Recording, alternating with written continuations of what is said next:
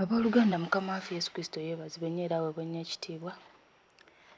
Ate era mbalamusiza mu linnya lya Mukama waffe Yesu Kristo, Omwana wa Katonda omulamu.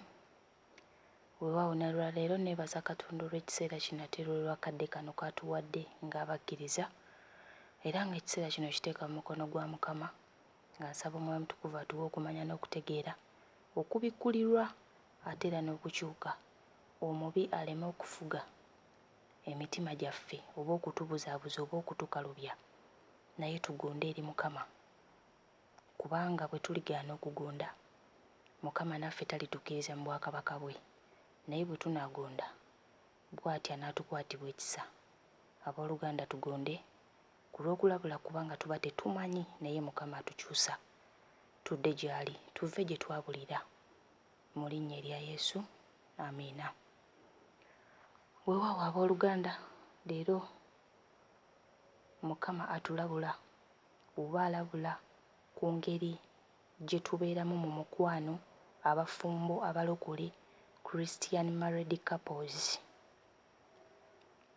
Mukama atulabula ku styles ze tubeeramu oba sitayilo ze twegattiramu, ze tukoleramu omukwano nga kw'ogasse ne oral sex, ebinyiiza Mukama oba ekikolwa eky'okukozesa emimwa mu bitundu by'ekyama nga tuli mu mukwano ng'abafumbo. So Mukama ng'atugamba bw'ati, batugamba nti abakyala mu geyeena, era nga Gabudyeri baamulaga omukyala omu eyasooka ng'ali mu geyeena ng'ekyamutwalayo kukola oral sex. Oral sex kye kikolwa omwagalwa we omusajja oba omukazi okukozesa omumwa mu bitundu bya bbaawo oba ebya mukyala we by'ekyama n'oteekamu omumwa, byebyo ebitwaza abantu mu geyeena. Era Gabudyeri agamba nti yalaba omukyala mu geyeena eyali akoze nga ekikolwa kino ekya oral sex ku mwami we ng'akozesa emimwa mu bitundu by'omwami we by'ekyama, era nga mu kubeera mu geyeena yali ng'agezaako okuba ng'alinganga ayombesa Mukama oba anenya Mukama, naye nga dayimooni ziri mu kumusalaasala olulimi n'omumwa ng'ennyama gye basalaasalira ku bbukya, era nti obulumi bwali bungi nnyo era kyali kimuzibuwalira n'okwogera. Yali asaba Mukama waffe Yesu Kristo amukkirize okuba ng'akomawo ku nsi, nti bbaawe ne bw'anaaba amugambye okuddamu okukola ekikolwa ekiringa kino tajja kuddamu kukikola nate. Era omukyala ono n'agamba Mukama waffe Yesu Kristo nti musumba wange teyaŋŋamba nti ekikolwa kino kyali kibi. Bangi tugenda tuuka eyo tugambe musumba teyaŋŋamba, naye Mukama atwagala mu Bayibuli tubeere nga tuyiga n'okukoowoola Omwoyo Mutukuvu atumanyise bye tutamanyi. Era ng'abakyala abalala bali mu geyeena lwakubeera waggulu ku baami baabwe nga bali mu kwegatta oba nga bali mu mukwano, omukyala n'obeera waggulu ku bbaawo, abakyala babeera waggulu ku babba bammwe nga muli mu kikolwa eky'omukwano, ng'abaami mmwe abali wansi mugenda kugenda mu geyeena mwenna. Era ng'okulabula kuno kugenda eri abafumbo abalokole, the Christian married couples. Mukama n'agamba brother Gabudyeri nti omukyala buli w'obeera waggulu ku bbaawo nga muli mu kisenge mu mukwano gwammwe, n'obeera ng'omukyala gw'oli waggulu ku bbaawo, Mukama abalaba nga balezibiyani, era nga lezibiyani kwe kubeera omukyala n'omukyala. Kati Mukama ye aba talaba mwami na mukyala, wabula aba alaba bakyala mwembi, kuba omukyala y'abeera ali waggulu. Era Mukama agamba nti abaana be babuzaabuziddwa, era y'ensonga lwaki atulabula tuve mu bibi bino bye twayingiramu ebitutwaza mu geyeena tuleme okubula. Abooluganda bangi tukola ebikolwa bino olw'okuba nga twagala okupureezinga oba okusanyusa abaagalwa baffe, naye Mukama atugamba nti bibi. Era baamulaga ne bamuteerawo n'olutimbe olutimbe oba sikuriini ey'omusango, nga Mukama ataddeko ebibi by'abantu bino bye bakola mu bisenge byabwe eby'obutali butuukirivu. era nga Mukama agamba okulabula kuno kugenda eri abafumbo abalokole, Christians, abafumbo abalokole n'ebikolwa ebyokwemazisa ku buliri oba masturbating. Mukama abagamba abalabula mubirekera awo. Abafumbo abalaba pornography oba firimu z'obuseego mu bisenge byammwe, Mukama abagamba mubirekera awo. Abafumbo aba practicing oba abakola ekikolwa kya oral sex, omukyala n'oteeka emimwa gyo ku bitundu by'omwami we ebyekyama, oba n'omusajja n'oteeka emimwa gyo mu bitundu bya mukyala we ebyekyama, mubirekera awo. N'abafumbo abakola sitayilo ez'enjawulo nga muli mu mukwano gwammwe, nga sitayilo y'embwa oba abalala gye bayita kabuzi, waliwo sitayilo gye bayita penetration. Abasajja muva abakyala bammwe emabega gye bapamira oba gye bakolera pupu, Mukama abagamba mugendagenda mu geyeena. Era n'ebitundu ebirala bye mukozesa eby'enjawulo nga Mukama si bye yatonda oba sitayilo endala bigenda batwaza mu geyeena, nga kwogasse n'omukyala okubeera waggulu ku bbaawo kye bayita rocking horse, era n'omusajja okuwegatta ng'oyimiridde ne mukyala wo nga muyimiridde, mugendagenda mu geyeena. Mukama agamba nti ekifo kimu kye yatonda kiri kimu, kwetunuulira. Ekirungi mu maaso ga Mukama kye yatonda kiri kimu, kwetunuulira mwami na mukyala ng'omusajja yali waggulu ku mukyala we.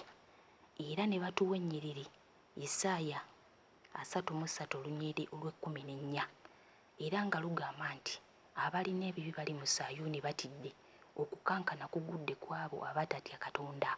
Ani kuffe alituula awamu n'omuliro ogwokya? Ani kuffe alituula awamu n'okwokya okutaliggwaawo? Era ne bagenda ne bakuwa ne Isaaya 24 olunyiriri olwokutaano. Era nga Isaaya 24 olunyiriri olwokutaano, Bayibuli eyogera n'egamba nti era ensi esiigiddwako empitambi wansi w'abagituulamu, kubanga basobezza amateeka ne bawaanyisa ekiragiro ne bamenya endagaano eteriggwaawo. Mukama atugamba tuwaanyisizza ebikolwa obutonde bwe. Era Mukama ayogera n'agamba nti waliwo ennyiriri ezisomesa ku kwagala eri wakati w'omusajja ne mukyala we. Naye abaana be twonoonye ennyiriri zino. Bw'atyo n'atuwa ekizampu n'agamba nti Adamu ye yamanya Eva, oba yamanya Eva lwa kintu kimu. Olunyiriri lugamba nti awo Adamu ne yeegatta ne mukyala we Eva. Eva n'abeera olubuto n'azaala omwana ow'obulenzi, Lubereberye 4:1. Naye batugamba nti olunyiriri terugambangako nti Eva ne yeebaka ne Adamu, oba Eva yeegatta ne Adamu, nti oba Eva ye yamanya Adamu. Wabula amazima gali nti oba ekituufu kiri nti Adamu ye yamanya Eva. Era ne bagamba nti gwe yenna yenna abeera abuusabuusa, luno olunyiriri lubeere nga lusomesa abafumbo ffenna oba abafumbo mwenna abalokole engeri y'okwegattamu. Mukama n'agamba nti Mukama okukozesa Lubereberye 4 kusomesa abasajja engeri gye bateekeddwa okwagalamu bakyala baabwe, nti omusajja gwe mutwe gw'omukyala. Ekyokubiri, omusajja gwe mutwe gw'omukyala nga Yesu Kristo bw'ali omutwe gw'ekkanisa, omubiri era nga bwe yalokola, era nga Yesu Kristo ye mulokozi, ye mutwe gw'ekkanisa. Era n'omusajja ateekeddwa okuba nga ayagala mukyala we nga Yesu Kristo bwe yayagala ekkanisa, wabula si kwakira ku mukyala we, wabula kumwagala. Omusajja oteekeddwa okuba nga gwe ofuga mu kwagala kw'obufumbo bwammwe nga kwogasse ne mu buliri, nti omukyala tateekeddwa kuba nga afuga, kubanga omusajja gwe oli mu kitiibwa kya Katonda. Abantu abafumbo bongera okubagamba abakola ekikolwa kya oral sex oba bakozesa emimwa mu bitundu by'ekyama. Mukama agamba nti abasajja muli kifaananyi kye, abasajja muli kitiibwa kye, abasajja muli kitiibwa kya Katonda. So buli kaseera Mukama buli w'abatunuulira ayagala okuba nga mwongerayongera ekitiibwa ky'okuba nga kigenda mu maaso oba nga kirabisibwa. Naye kati mukyusizza ekitiibwa kya Mukama mu kintu ekirala nga ekyokwaka ate n'obwenzi. Era Mukama waffe Yesu Kristo n'agamba nti temujja kuba nga muyingira ggulu. Yesu Kristo n'agamba nti abakola ebikolwa bino ebya oral sex oba ebyokukozesa emimwa mu bitundu bya bannammwe ebyekyama abasajja oba abakazi temugenda kuyingira mu ggulu. Era ekyo kye kigenda ne ku bikolwa byonna eby'obwenzi ebikolebwa mu buliri, sitayilo ezo zonna ze tukola mu buliri Katonda z'ataatonda. Ne batugamba nti tetukola bintu bino kubanga bibi mu maaso ga Mukama. Kyova olaba nti awo w'ogattira n'olunyiriri olugamba nti omusajja tateekeddwa kuba ng'abikka ku mutwe gwe kubanga omusajja gwe mutwe gw'omukyala. Omusajja tateekeddwa kuba ng'abikka ku mutwe kubanga omusajja kifaananyi kya Mukama ate omukyala kye kitiibwa ky'omusajja. Abantu tukyusizza ekitiibwa kya Mukama mu bintu ebitaliimu oba eby'obwenzi, ebintu ebibi. Abooluganda, tukyusizza obutonde bwa Katonda era n'ekitiibwa kya Mukama okuba nga tukifuula nga eky'abaana b'abantu. So bw'atyo Mukama bw'atulabula. Abafumbo mulekeraawo buli sitayiro gye mubadde mu pulakitiisinga. Mukama ayagala kintu kimu, sitayiro emu gye yatonda, musajja kubeera waggulu ku mukyala we. Nga bw'agambye mu Lubereberye 4:1, Adamu ye yamanya Eva.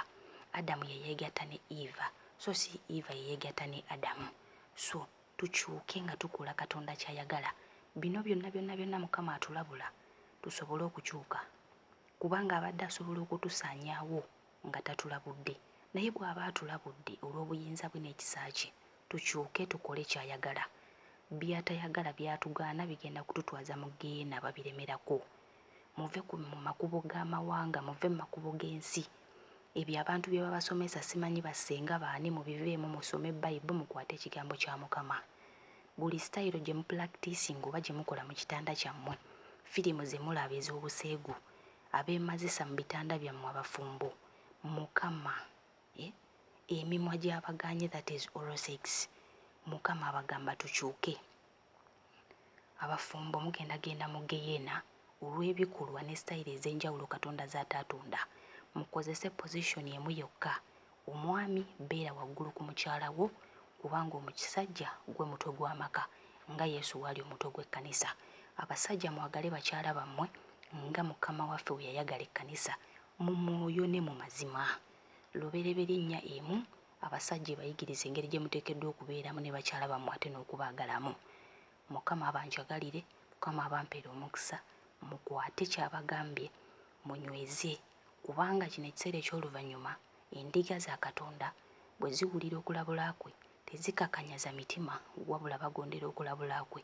Mukama abanjagalire, abampeera omukisa, n'awulidde ogambe munno tusobole okuba nga tukolerera obwakabaka n'okununula emyoyo gya Mukama waffe Yesu okuba nga gidda mu kkubo lya Mukama. Tuve mu makubo g'amawanga, tuve mu bintu by'ensi, abalokole tubeere bawufu ng'abaana ba Katonda. Ekitiibwa kya Katonda kisobole okulabisibwa muffe eri abalala nabo basobole okulokoka mu linnya erya Yesu. Amiina era amiina era amiina.